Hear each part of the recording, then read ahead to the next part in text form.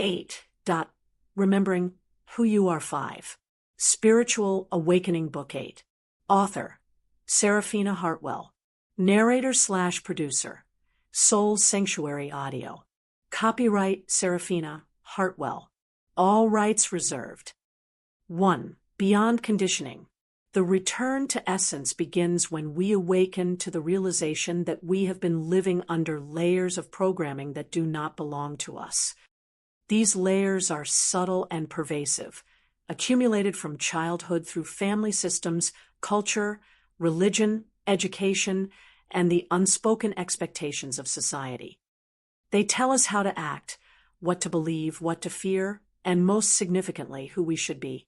And though many of these instructions were intended to keep us safe, accepted, or successful, they often distance us from our authentic self.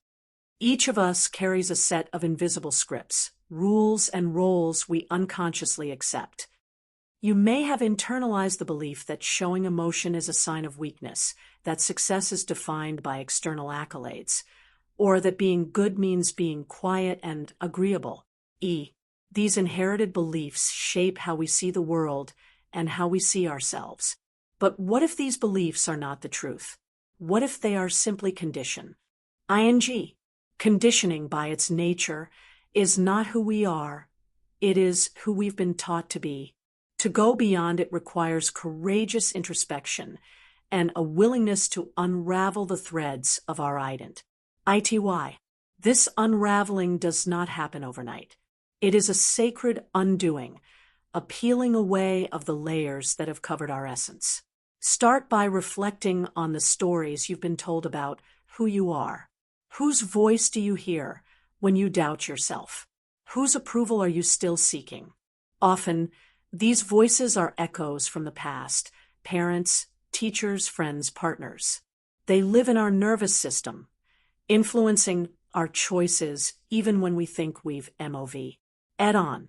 Many of us walk through life trying to meet expectations we never consciously agreed to. We follow life paths that were never ours to begin with. Perhaps you became the caretaker in your family, the high achiever, the rebel, the peacemaker. These roles can become cages, restricting our expression and freedom. But the soul was not born to live in a cage.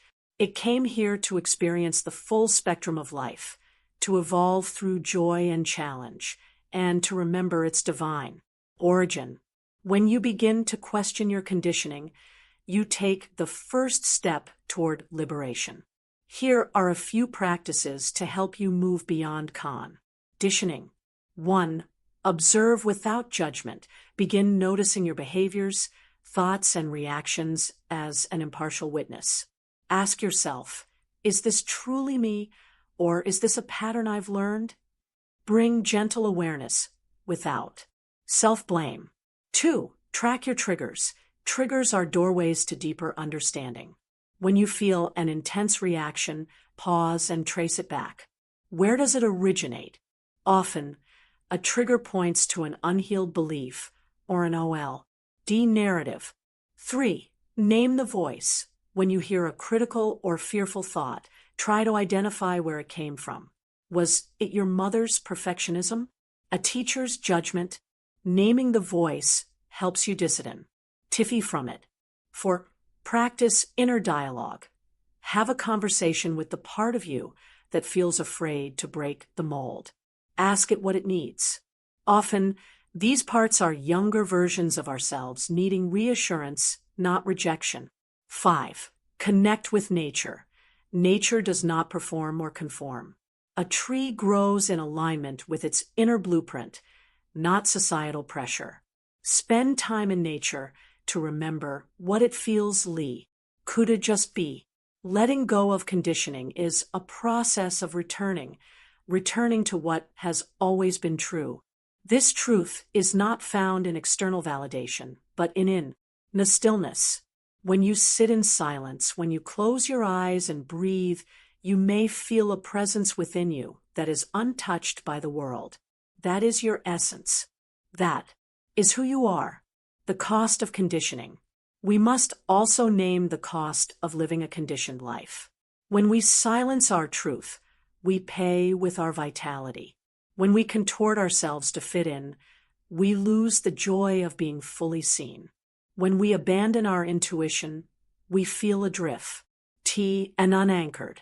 Symptoms of a conditioned life include chronic fatigue, anxiety, numbness, indecision, or a persistent sense that something is missing. You may find yourself surrounded by people, yet feel profoundly alone. You may achieve success, yet feel empty inside. These are not signs of failure, but signals from the soul. They are your inner self, calling you home. The soul speaks through discomfort. When we ignore its whisper, it speaks louder, through relationships that crumble, jobs that no longer fit, or health issues that see us to slow down. These breakdowns are often breakthroughs in disguise. They are invitations to line with your truth, embracing the unknown.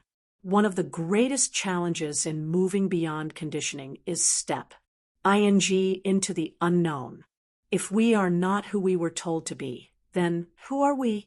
This question can feel terrifying, but it is also liberating. To discover who you truly are, you must be willing to release who you thought you were. This can feel like dying, and in a sense, it is. It is the death of the false self, the identity built on survival rather than authenticity. But what dies is not real. What remains is eternal. This journey requires trust. Trust that beneath the layers of fear, shame, and performance, there is a self that is whole and worthy. Trust that you do not have to earn your worth. MPLY have to remember it. Affirmations for the journey. I am willing to see who I truly am. I release the need to meet others' expectations. I trust the wisdom of my soul. I honor my truth, even when it feels unfamiliar. I am safe to be fully myself. Reflection prompts. What roles have I played that no longer serve me? What beliefs about myself feel heavy or constrictive? When do I feel most free, most alive, most myself? What would I do if I were not? Afraid of being judged. A gentle rebirth. The process of shedding conditioning is not about fixing yourself. It is about unlearning. You are not broken. You are buried. And as you unearth the truth of who you are, you may find grief. You may grieve the years spent living someone else's life. You may feel anger at the systems that shaped you. Let these feelings move through you. They are part of the cleansing. There is no rush. There is no perfect way. Each step toward authenticity is a step toward wholeness. Let this chapter be your permission slip. Permission to question, to feel, to let go. Permission to no longer perform. Permission to return. Because beneath the conditioning, beneath the expectations and fears, there is something vast and radiant waiting to be remembered. That something is you. Welcome to the journey. 2. Essence and identity. We live in a world that is obsessed with identity. From the moment we are born, we are given names, roles, and labels.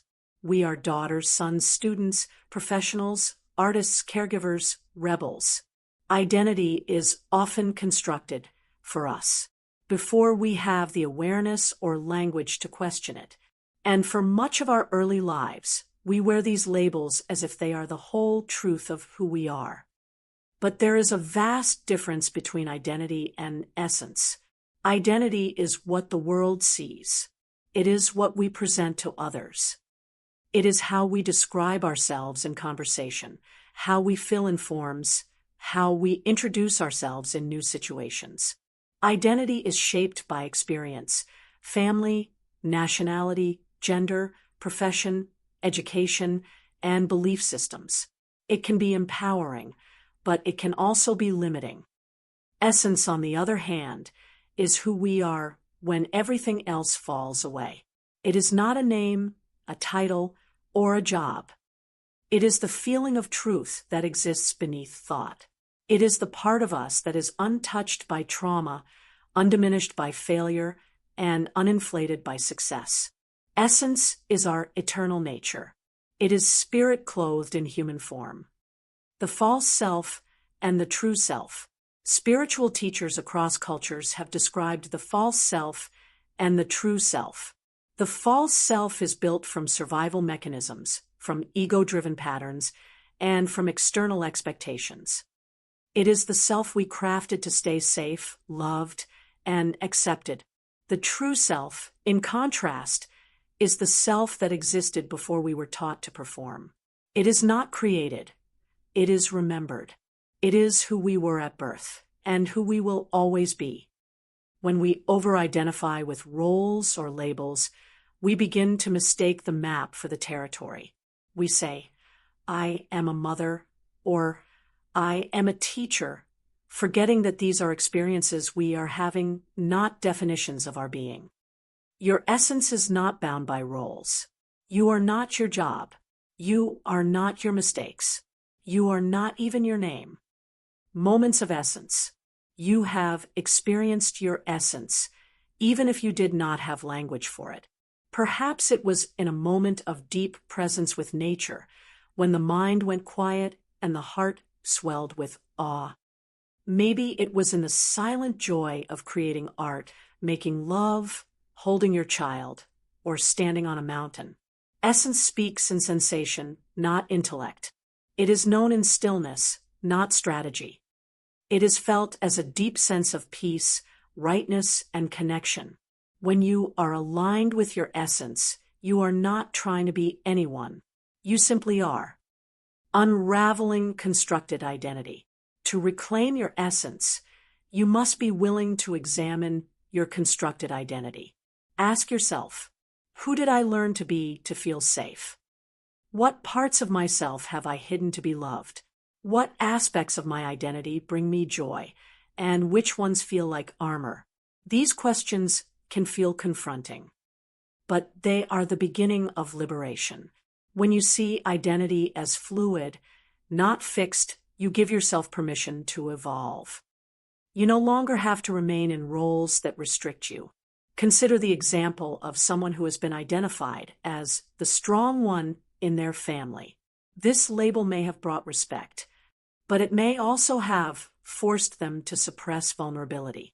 Their essence may be deeply sensitive and intuitive, longing to be held rather than always holding others.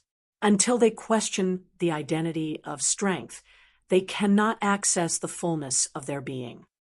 The fluidity of self. Identity is not inherently wrong. It becomes problematic when we mistake it for the whole truth. Think of identity like clothing. You choose it, wear it, enjoy it, but you are not it. You can change it without losing who you are. This is particularly important when navigating spiritual growth. As we evolve, our interests, expressions, and affiliations may shift. You may no longer feel aligned with old beliefs or social groups. That is not betrayal, it is transformation. Your essence remains unchanged, even as your identity evolves. Like the sky behind the clouds, it is always present, always vast, always holding you. Living from essence. Living from essence means making decisions that honor your inner truth rather than external image. It means speaking even when your voice shakes, resting even when the world says hustle, a loving without masks, creating without comparison, saying no without guilt. When you live from essence, you become magnetic, not because you are trying to impress, but because you are rooted in authenticity. People sense your presence. Your words carry weight. Your silence carries peace. Practices to reconnect with essence. 1. The mirror exercise. Look into your own eyes in the mirror. Not to critique or analyze, but to truly see. Ask, who is behind these eyes? Repeat the question gently until the answer arises not from thought, but from being. 2. Essence journaling. Set a timer for 10 minutes. Write the sentence, I am, and complete it as many times as you can. Let the answers flow. Include roles, feelings, desires, metaphors. Then, circle the answers that feel expansive. These point to your essence. 3. Inner child connection. Recall a memory when you felt most like yourself as a child. What were you doing? How did it feel? That memory holds a thread to your essence. Revisit it often. 4. Stillness practice. Spend 5 minutes a day in silence. No goal, no mantra. Just sit and be. Watch your breath. Let thoughts pass like clouds. In the stillness, you will meet yourself. 5. Release ritual. Write down labels or roles that feel heavy or limiting. Thank them for the role they played. Then burn or tear the paper as a symbolic act of release. Whisper to yourself, I am not these roles. I am free. The role of community. Identity is often reinforced by the people around us. When we begin to shift, we may face resistance. Loved ones may struggle to understand the changes in us. This is not because they do not care, but because they are attached to who they knew us to be. Be gentle. Offer clarity when you can, but do not seek validation for your evolution. Find or create communities that celebrate your essence, not just your performance. These are the sacred circles where you can be seen, known, and held. Affirmations for essence alignment. T. My essence is eternal, unchanging, and whole. I am not defined by my roles or achievements. I release what no longer aligns with my truth. I am safe to be who I truly am. I am a soul, not a story. Reflection prompts. What roles have I clung to out of fear or habit? When do I feel most alive and authentic? What am I afraid will happen if I let go of a certain identity? What does my essence feel like? Essence in action. Let this be a living chapter. Do not simply read it. Embody it. Begin to make choices from your essence rather than your image. Speak from your heart, even when it shakes. Express your truth, even when it trembles. Let your life become a reflection of your inner being. Remember, you are not here to fulfill a role. You are here to express a soul. And your soul is magnificent. 3. Your soul's signature. E. Your soul carries a unique frequency, a radiant signature unlike any other in the universe. Just as no two snowflakes are identical, and no two voices have the same timbre, your soul has its own energetic blueprint, an essence that transcends time, personality, and performance. This signature is not something you have to earn, create, or discover from the outside. It is something you remember, uncover, and embody. Too often we look to the world to tell us who we are. E. We rely on job titles, relationships, and accolades to validate our existence. But the truth is, your soul's worth is inherent. It is not based on what you do, but on who you are, and more profoundly, on how you be.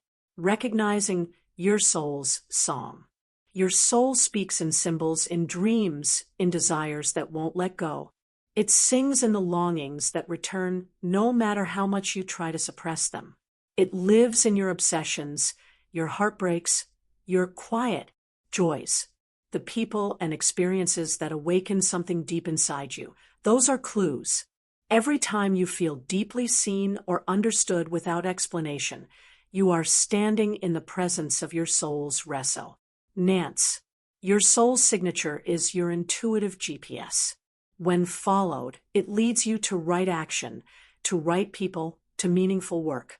When ignored, you may feel restless, lost, or like you're living someone else's life. Start noticing the patterns that light you up.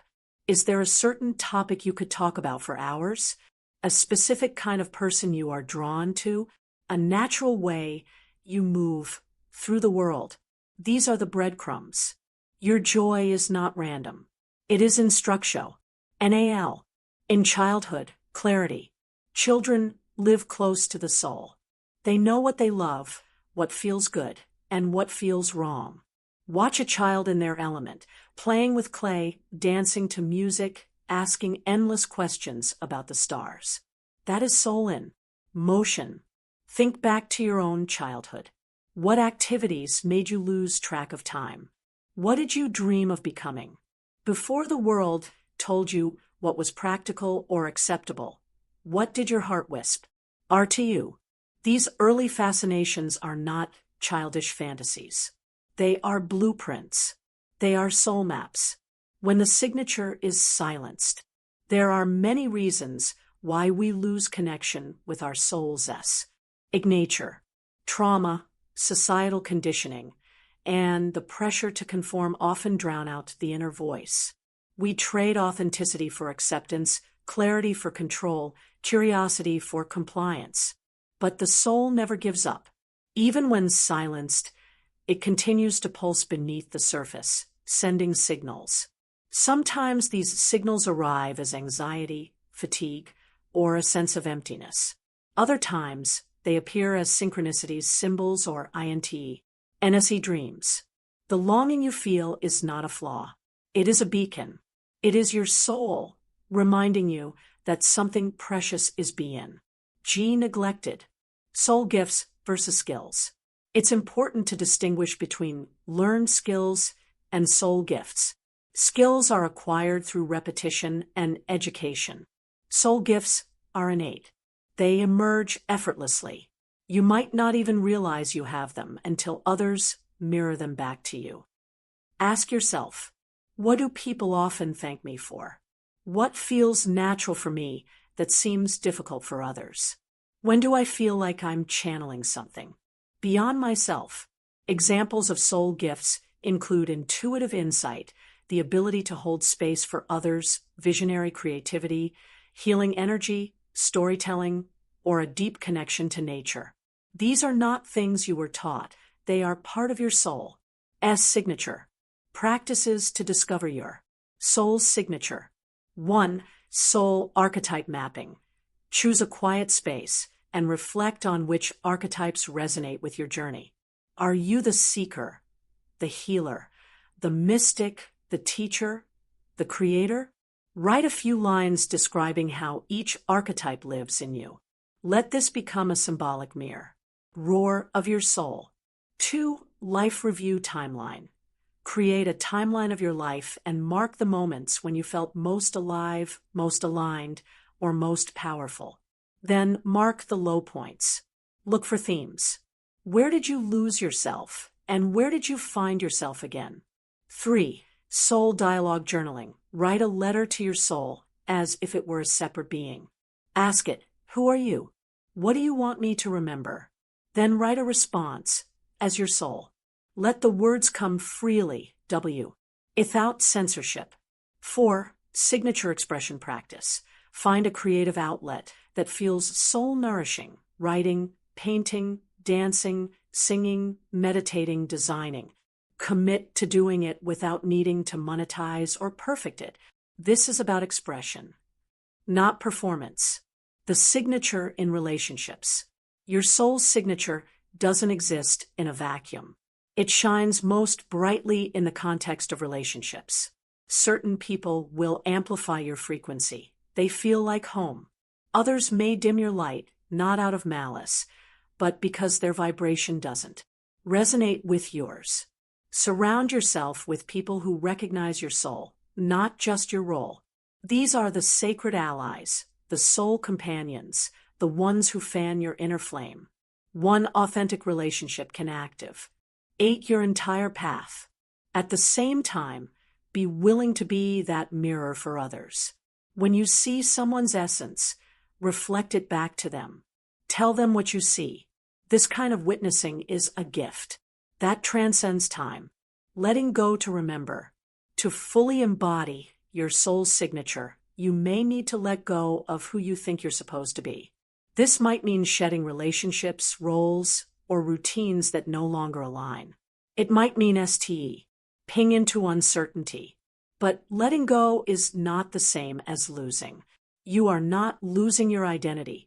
You are shedding the costume that hides your true face. And what emerges is more beautiful, more radiant, and more whole than anything the war. LD can assign to you. Affirmations for soul remembrance. My soul carries a unique and sacred signature. I trust the wisdom encoded in my being. I honor what brings me joy and aliveness. I release all that dims my light. I am here to Eve my truth, not a role. Reflection prompts. What did I love before I was told who to be? What do I feel called to, even if it scares me? What truth about myself have I been hiding? Where do I feel most Eve in my body and spirit.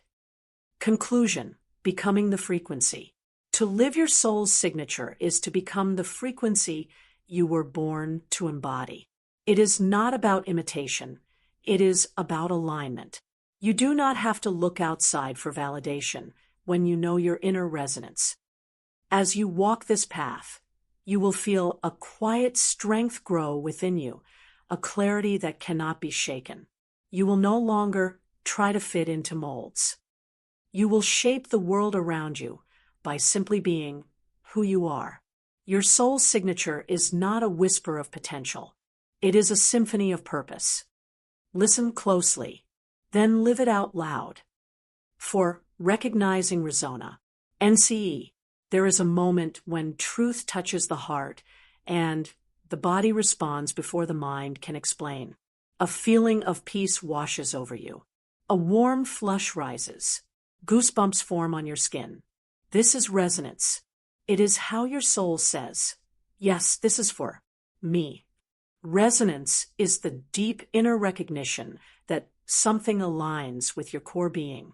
It can occur when you hear certain words, meet certain people, visit sacred places, or engage in specific practices. It bypasses logic and moves straight into embodiment. And the body relaxes. The heart opens. You feel EXP. Indeed, to recognize resonance is to begin living in alignment. When you understand and honor what resonates, you move from reaction to response, from confusion to clarity, from effort to flow. Resonance is not a mystery. It is your soul's way of guiding you. The language of the body. The body is the first and most faithful translator of resonance. Before your mind can interpret what is happening, your body already knows. Learning to tune into bodily signals is essential to developing resonance, awareness. Here are some ways your body might communicate. Resonance, a gentle warmth or expansion in the chest, a tingling sensation in the spine or skin, a spontaneous smile or softening of the muscles, a sudden clarity or inspiration, tears that arise unexpectedly. Contrast this with dissonance, the feeling that something is off. Dissonance may show up as tightness or tension in the shoulders or gut, a sudden headache or fatigue, a sense of heaviness or dread, restlessness, fidgeting, or anxiety, emotional numbness, or withdrawal. Neither resonance nor dissonance are right or wrong. They are simply information. When you start paying attention, you begin to decipher the messages your soul has been sent. ING all along. Trusting the subtle. Many people miss resonance because they expect it to be loud or dramatic, but often it is subtle, a soft whisper. A gentle tug. Learning to trust the subtle requires slowing down and making space for stillness. It asks you to feel, not fix, to list, and not control. You may receive a sudden urge to call someone, a vision that appears during meditation, or an inexplicable knowing that you must turn down a seemingly ECT opportunity. These are not random. They are part of the soul's conversation. Resonance grow. S in the silence. When you create time for solitude, nature walks, journaling, or meditative practices, you clear space to receive. If you are constantly moving, consuming, or problem-solving, you may miss the sacred signal, following the trail of resonance. Imagine resonance as a golden thread.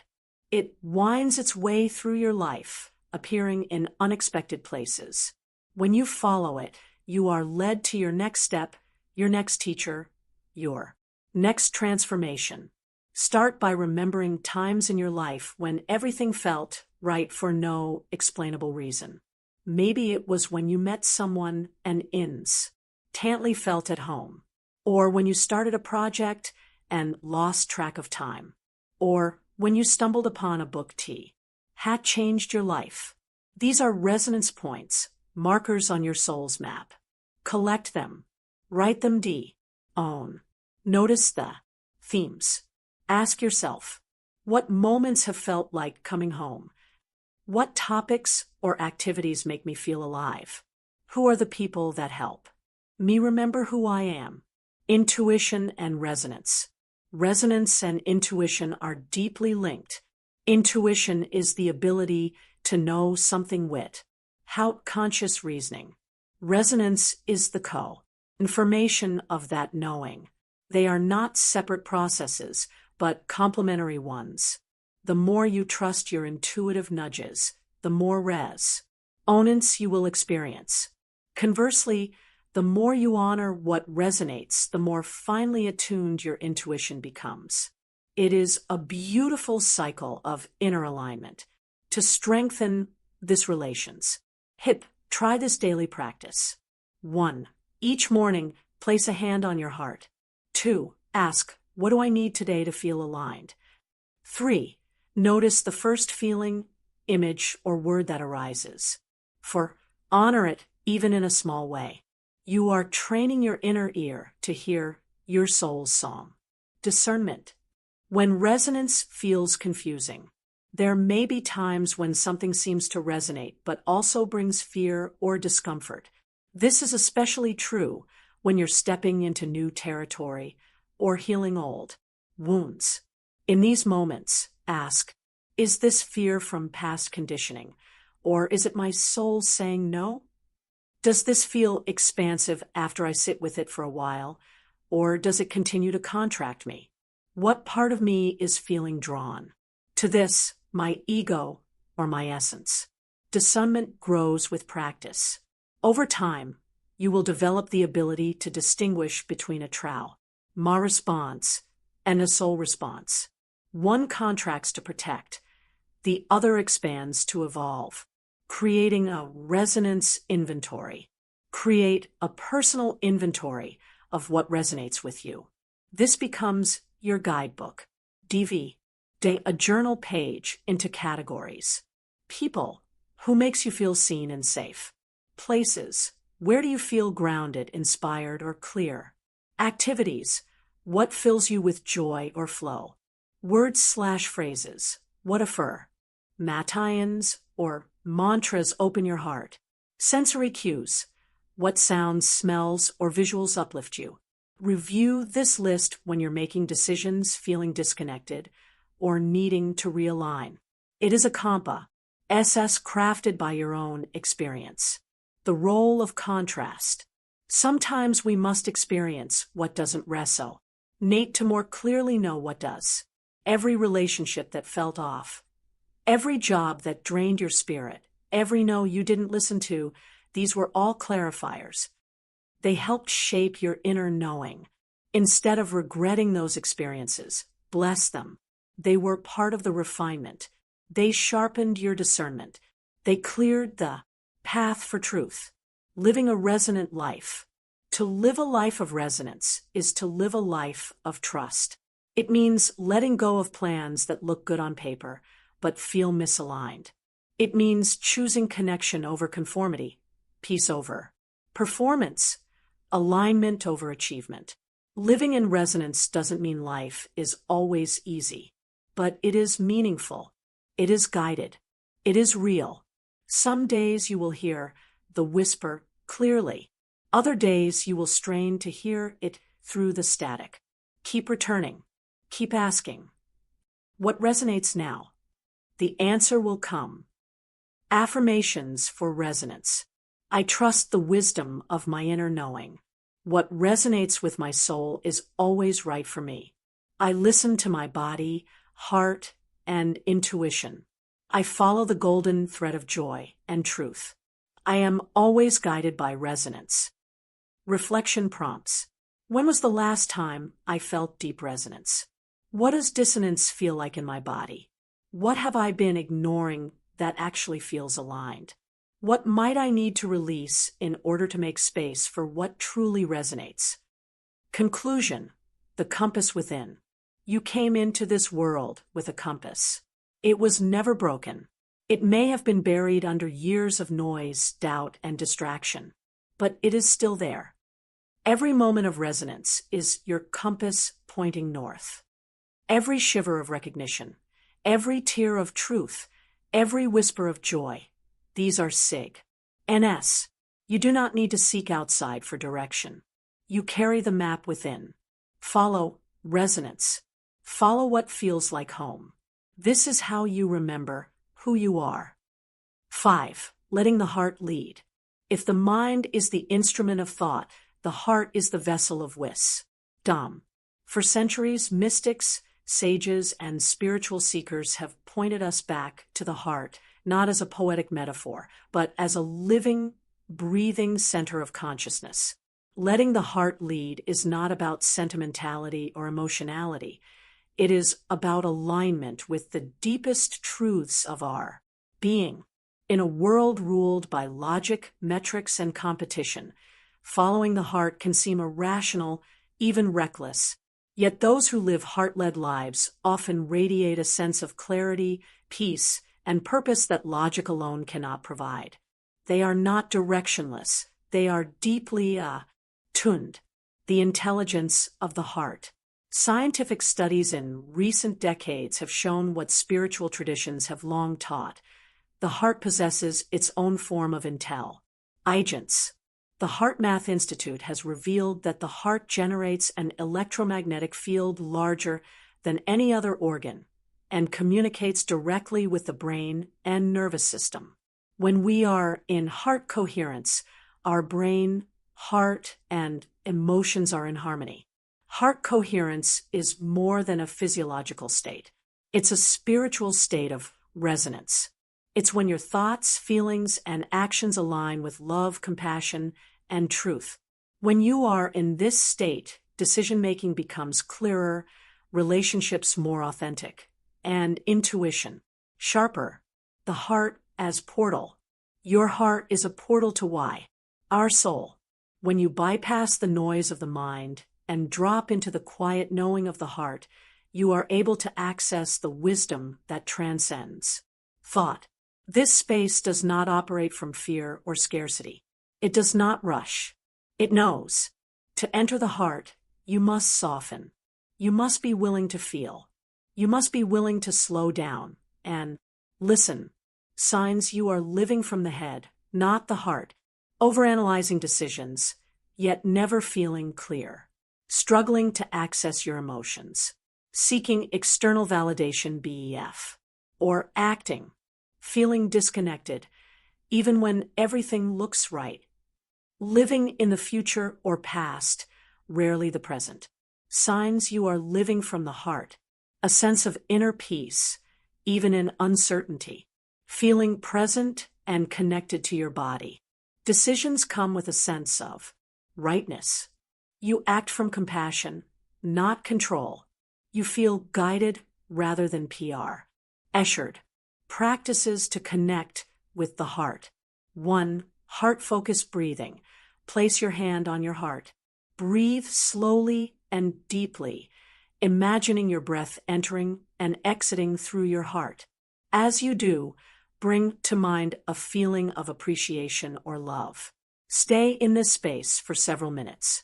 This activates heart coherence. 2. Ask the heart a question. Pose a question and drop your awareness from your head to your heart. Then listen, not for a sentence or argument, but for a sensation. Does the answer feel expansive or tight? Light, or heavy? 3. Daily heart check-in. Each day, take a moment to ask, what does my heart need today?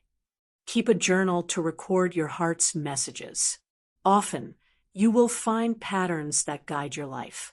Direction. 4. Heart-opening meditation. Visualize a radiant light in the center of your chest. With each breath, imagine this light growing, filling your body, then extending beyond you. See it touching your relationships, your work, your world. 5. Compassion in action. Compassion is the language of the heart. Choose a small act each day to extend kindness to yourself, to others, or to the earth. These acts keep your heart open and rounded. What blocks the heart? To let the heart lead, you must clear what obstructs it. These may include old wounds and betrayals, fear of vulnerability, beliefs that feeling equal, weakness, shame, grief, or guilt. These blockages are not permanent. They are invitations. Each one offers an opportunity for healing and deeper embodiment. Healing the heart. Healing the heart is not a one-time event. It is a practice of softening again and again. Here are tools to support this healing. Grief rituals. Create sacred space to release what has been lost. Forgiveness practices. Write letters of forgiveness, even if never sent. Therapeutic support. Work with healers or therapists trained in trauma-sensitive methods. Creative expression. Paint, write, dance. Let the heart speak through. Form. The courage to lead with love. Letting the heart lead requires courage. It may mean setting boundaries. It may mean leaving situations that no longer nourish your soul. It may mean saying yes to dreams others don't understand.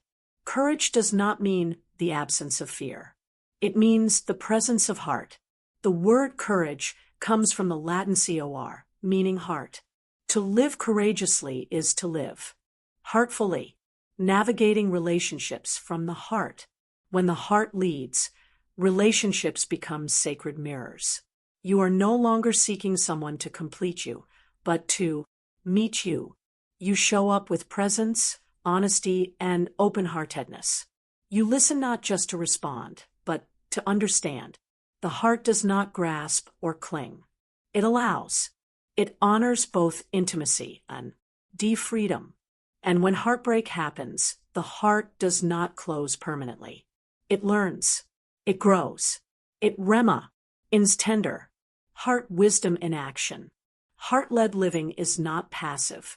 It is not floating in idealism. It is deeply rooted and profoundly alive. It leads to bold, inspired action, not out of ambition, but out of alignment. You may be called to start a soulful business, create beauty for the world, speak truth to power, serve in a way only you can.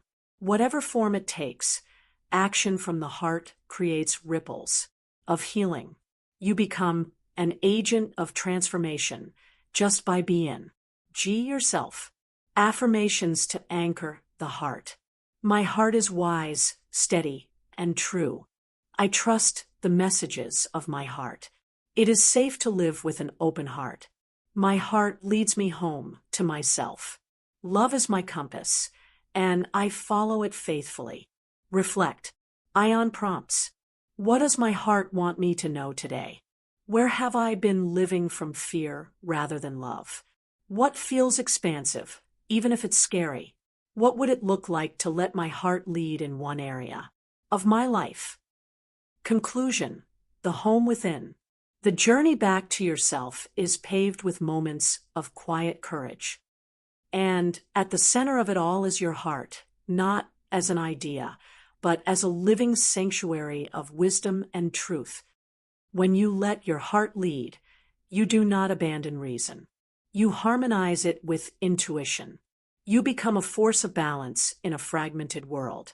You live not for image, but for essence.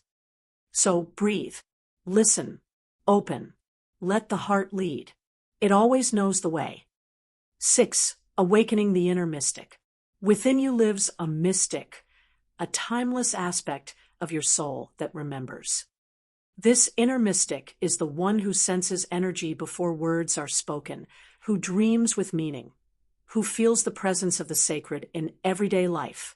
Awakening this part of yourself is not about adopting a new identity. It's about reclaiming an ancient part of your being. The mystic doesn't belong to a specific religion or tradition.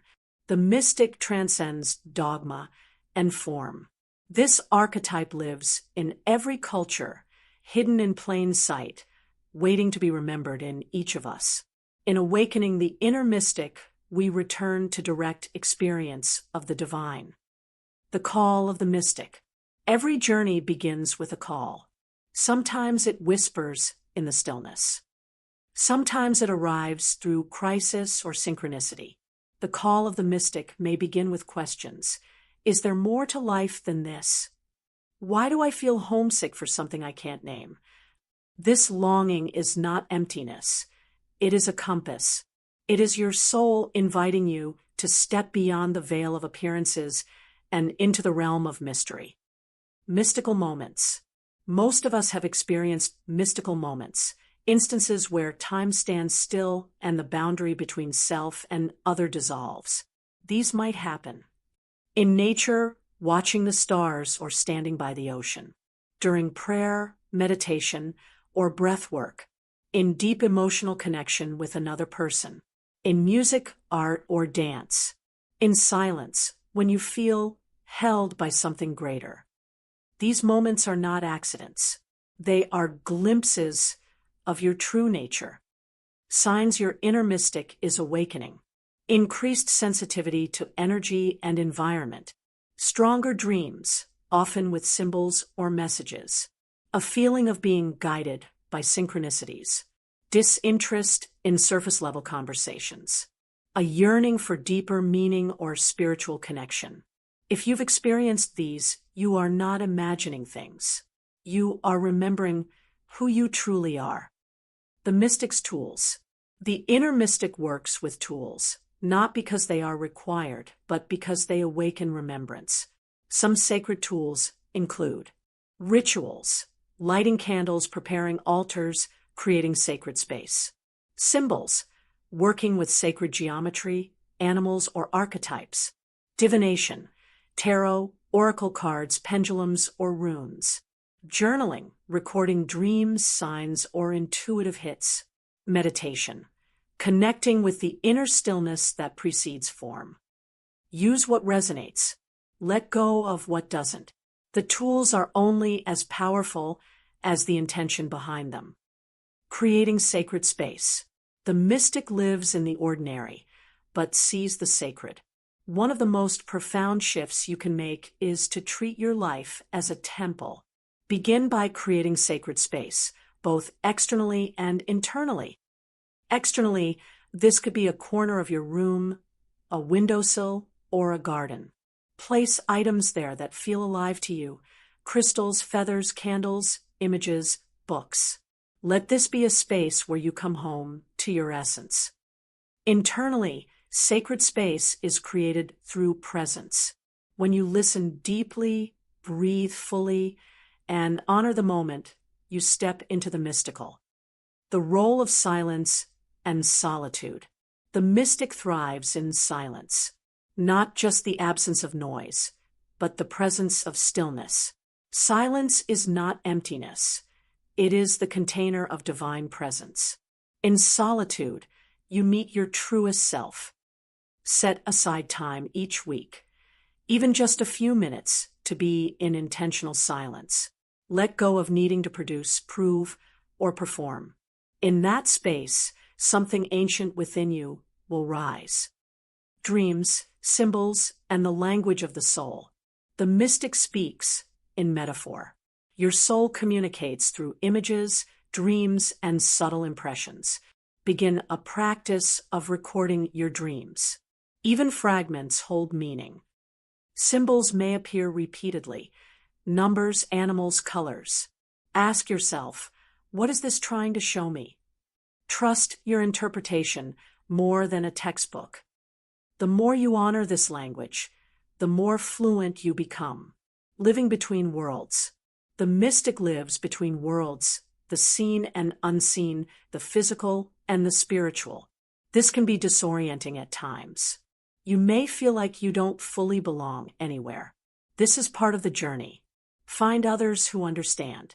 Seek communities that honor the mystery. And remember, you are not alone. The mystic's path may be solitary at times, but it is also deeply connected. Shadow work and the mystic path. Awakening your inner mystic also means facing the shadow. Mysticism is not bypassing pain. It is embracing the totality of existence. As you become more sensitive, old wounds may surface. Let them. They are surfacing to be healed, not to harm. Shadow work involves acknowledging parts of yourself you've rejected, feeling emotions you've suppressed, releasing guilt and shame through compassion. This is sacred work. It makes space for light to enter. Mystic as messenger. You are not just awakening for yourself. You carry messages, frequencies, and wisdom meant to ripple outward. As your inner mystic awakens, you become a conduit for healing, insight, and inspiration. This does not mean becoming a guru. It means embodying your truth. When you live from your essence, your very presence becomes medicine. Affirmations for the inner mystic. I am a vessel for divine wisdom. The mystery lives within me. I honor the sacred in all things. My soul remembers what my mind has forgotten. I trust the voice of the mystic within. Reflection prompts. When have I felt closest to the sacred? What mystical experiences have shaped my life? What does my soul want me to remember? How can I create sacred space in my daily life? What shadow aspects am I being called to integrate? Conclusion: remembering the sacred self. To awaken your inner mystic is to walk a path of remembrance. It is to re-enchant the world, to listen deeply, and to live in communion with the unseen. It is not a path of escape, but of embodiment. You bring heaven to earth through your awareness. The mystic in you is not waiting to be created. It is waiting to be unveiled. Each step you take in presence, reverence, and truth is a step toward the sacred self. Welcome the mystery. Trust the signs. Follow the call. The mystic within is wide awake. 8. Spiritual memory and intuition. There is a part of you that knows. This knowing isn't learned. It wasn't given to you by parents or teachers or institutions. It rises from within, ancient and wise, cutting through doubt and distraction with quiet clarity. This is your spiritual memory, the soul-level remembrance that transcends linear time and speaks through intuition. We are all born with a connection to the divine, a spiritual inheritance coded into our very being. But as we grow, many of us forget. The noise of the world, the pull of expectations, the trauma of disconnection, all of it can bury our spiritual memory beneath layers of forgetting. But forgetting is not the end. It is an invitation to remember. What is spiritual memory? Spiritual memory is the echo of the soul's journey, a reservoir of insight, experience, and essence carried across lifetimes and dimensions. It may appear as a sudden knowing, a déjà vu moment, a dream that feels more real than waking life, or a deep resonance with spiritual teachings you've never studied. It is the moment you meet someone for the first time and feel you've known them forever. The intuitive urge that pulls you towards something or someone with no logical reason. The sacred ache for a home you cannot nom. These are not coincidence. They are breadcrumbs from your soul, guiding you back to remembrance. Intuition as the voice of memory. Intuition is the voice of spiritual memory. It speaks in subtle cues, a gut feeling, a whisper in the mind, a wave of emotion that cannot be explained. It bypasses the rational brain and connects directly with the wisdom of the art. When you honor your intuition, you are honoring your soul's ancient knowing. You are tuning into a frequency that is older than this lifetime and wider than this bod. Why? Developing intuitive awareness. You were born intuitive, but like any muscle, intuition strengthens with use and trust. Here are practices to deepen your tie-in. 1. Quiet the noise. Spend time in silence each day. Stillness creates the space for intuition to rise. 2. Ask and listen. Pose questions to your higher self or guides. Then listen. The answers may come through signs, sensations, or synchrony. 3. Keep a soul journal. Record dreams, insights, and intuitive hits. Over time, patterns will emerge. 4. Trust the first feeling. Often, your initial response is your intuition. Doubt creeps in only after. 5. Practice discernment. Not every inner voice is intuition. Learn to recognize the difference between fear and knowing, between reaction and response. The role of dreams and symbols. Spiritual memory often surfaces in dreams. In the dreamscape, the conscious mind is relaxed, allowing the soul to communicate freely. Pay attention to recurring symbols, archetypes, and emotional tones. These are messages from your are mystic. Symbols also appear in waking life. Animals crossing your path, numbers repeating, a phrase overheard in perfect timing. These are not mere coincidences, they are language. The universe is always in conversation with you. Are you listening? Past lives and ancestral memory. Many people begin to access spiritual memory through past life impressions or ancestral connection. You may have talents, fears, or affinities that have no obvious origin. These may stem from experiences in previous incarnations or inherited energy from your lineage. Exploring past lives through meditation, regression, or intuitive reading can bring powerful healing and understanding. Likewise, honoring your ancestors through prayer, ritual, or storytelling can activate 10 wisdom. You are the living altar of all who came before you. Their dreams, their wounds, their strengths, they live in your blood. When you awaken, you heal forward and backward through time, reclaiming the inner oracle. Within you is an oracle, a direct connection to divine insight. You do not need permission to access this. You do not need a title or training. You only need willingness. Reclaiming your inner oracle means trusting your perception, valuing your insight, and living in alignment with what you know to be true. You become your own guide. You no longer seek answers outside of yourself, but recognize that you are the vessel through which truth flows. Living inner knowing. To live from spiritual memory and intuition is to live in continual dialogue with the unseen. It is to consult the heart before the head, to honor energy over appearances, to make decisions based on resonance rather than approval. This doesn't mean abandoning logic, but integrating it. A balanced life honors both intellect and intuition, reason, and revelation, signs you are remembering. You feel drawn to spiritual practices without knowing why. You cry at beauty or feel overwhelmed by nature. You begin to release beliefs that no longer resonate. You feel a deep pull to serve, heal, or create. You trust yourself more and fear less. Challenges on the path. Remembering is not always easy. As you awaken to spiritual memory, you may experience grief for the years you felt disconnected, disorientation as old structures fall away, conflict with others who don't understand your shift, a sense of urgency to A deeper purpose. These are signs of growth, not failure. Trust the process. You are shedding what no longer fits, so your true self can rise. Affirmations for spiritual memory and intuition. I trust my inner knowing. My soul remembers what my mind has forgotten. I am guided by a wisdom beyond logic.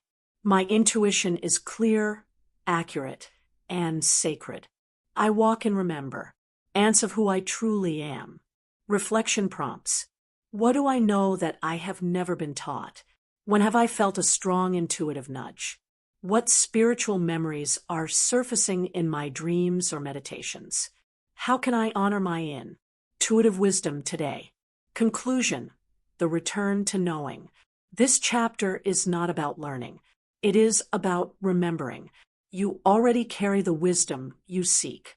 It is embedded in your bones, written in your soul, whisper. Through your intuition. You do not need to search endlessly outside of yourself. Begin by turning inward. Begin by trusting what you feel, what you see, what you sense. You are not lost. You are simply returning. Let spiritual memory be your compass. Intuition be your guide. Remember who you are. You already know the way. 9. From Seeker to Finder. There comes a moment on the spiritual path when the identity of the seeker begins to dissolve. Up until this point, you may have identified as one who searches, always yearning, always reaching, always looking for something just beyond the horizon. You read the books, attend the workshops, follow the teachers, all in the sacred pursuit of truth. This is a noble stage of the journey, but it is not the final one. To move from seeker to finder is to stop chasing and begin embodying. It is to recognize that what you have been seeking has been within you all along. It is not out there, it is in here, and it is now. The seeker archetype. The seeker is a powerful archetype. The seeker is curious, open, willing to explore. The seeker dares to question the status quo, to leave behind the familiar in search of something more meaningful. This energy is vital in the early stages of awakening. It propels you into transformation.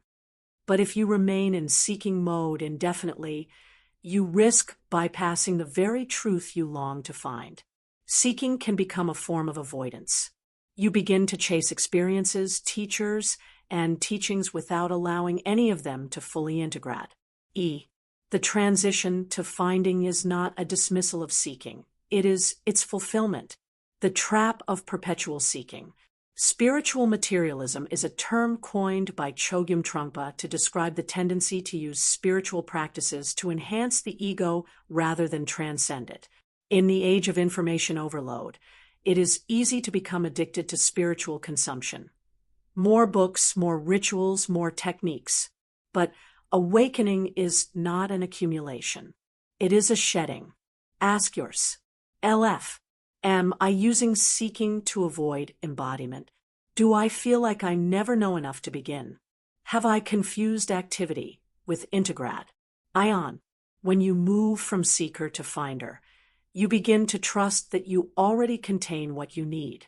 Finding is a state of being. To be a finder is to embody your wisdom. It is not about having all the answers. It is about being rooted in your own knowing. It is a shift from external orientation to internal alignment. You stop looking for gurus because you have become your own teacher. You stop asking for signs and begin living as one. Finding is not passive. It is alive. It shows up as presence in your daily actions, integrity between your values and behaviors, listening to and honoring your inner truth, courageously living your soul's path. Practices to move from seeking to finding. 1. Integration journaling. After any spiritual insight, pause. Journal how this applies to your current life. Ask, how can I live this today? 2. Embodiment check-in. Daily ask yourself, am I living from my truth or from borrowed beliefs? 3. Simplify. Choose one practice or teaching to commit to for a period of time. Let go of the urge to jump to the end. EXT thing. 4. Sacred pause. Spend a day or a week consuming no new spiritual content. Listen to your own voice. 5. Act on inner guidance. Stop collecting insight. Start applying it. Each step you take from inner guidance deepens your identity.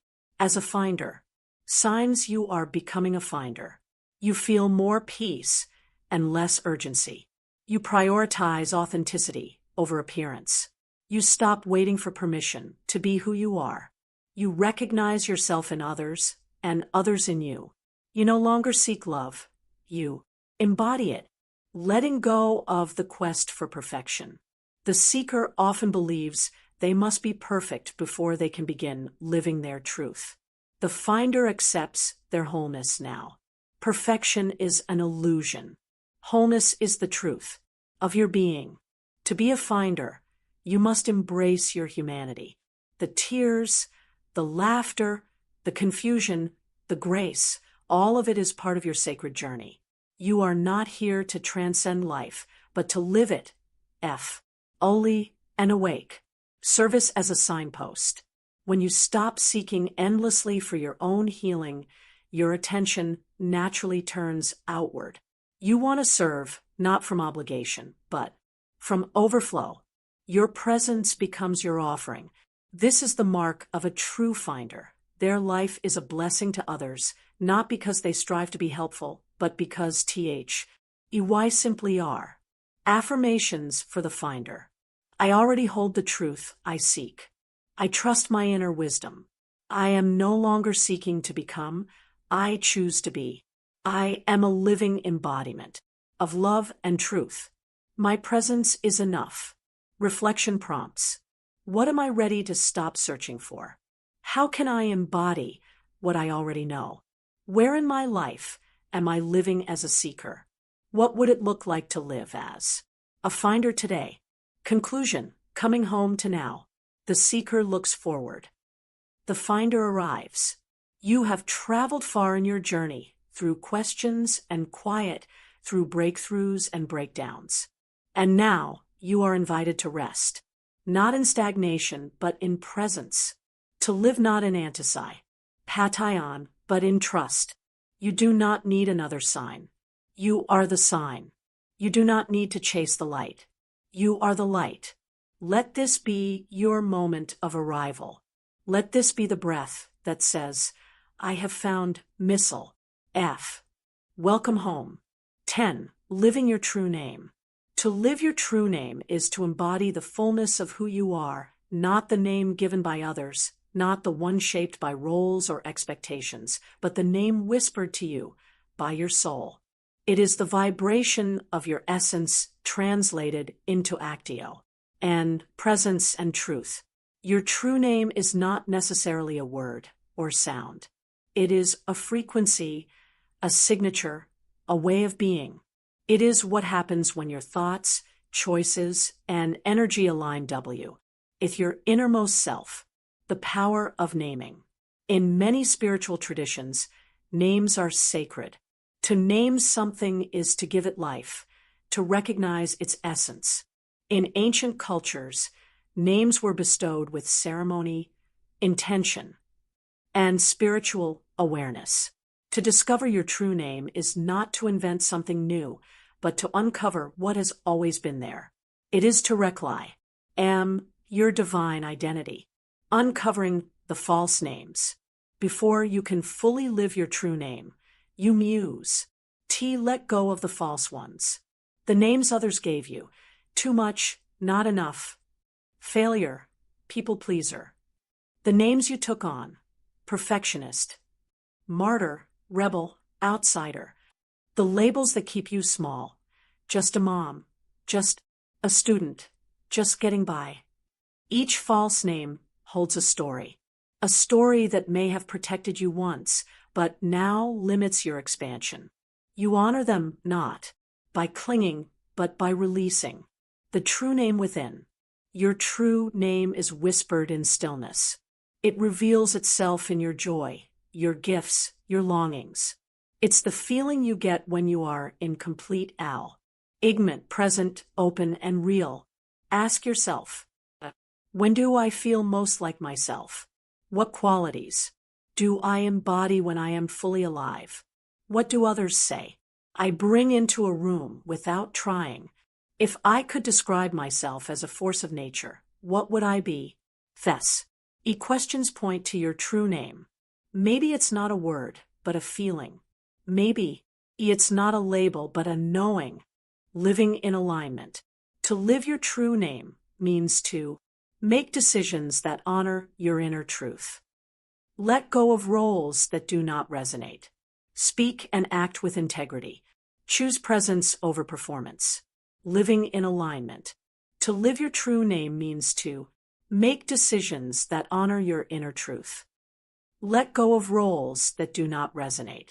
Speak and act with integrity. Choose presence over performance. Offer your unique presence as medicine to the world. Living your true name is not about perfection. It's about alignment. It's about waking up each day and asking, how can I live from who I truly am? Practices for living your true name. 1. Morning alignment ritual. Each morning, place your hand over your heart and ask, what does my true self need today? Then act on what arises. 2. True name journal. Write a letter to your soul asking, what is my true name? Let the words flow. Return to this letter often. 3. Create a living mandala. Build a physical or digital mandala that represents your essence. Fill it with images, colors, and words that reflect your truth. 4. Embodied expression. Choose one way to express your essence each day. This could be how you dress, speak, move, or serve. 5. Ritual of release. Write down the names you no longer wish to carry. Burn or bury them with gratitude. Declare aloud, I release what I am not to make room for who I am. Service through embodiment. When you live your true name, you become a beacon. You inspire others not by what you say, but by who you are. You serve not through effort, but through embodiment. Your path, when lived authentically, creates pathways for others. Your alignment becomes a light. Challenges on the path. Living your true name requires courage.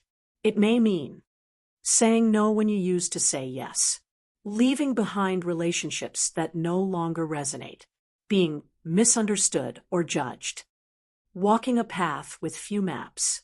But it also means living with freedom, attracting relationships rooted in authenticity, experiencing deep peace, becoming who you came here to be.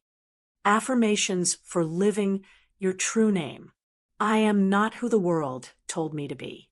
I am who I remember I am. I am aligned with the essence of my soul. I speak, act, and live from my truth.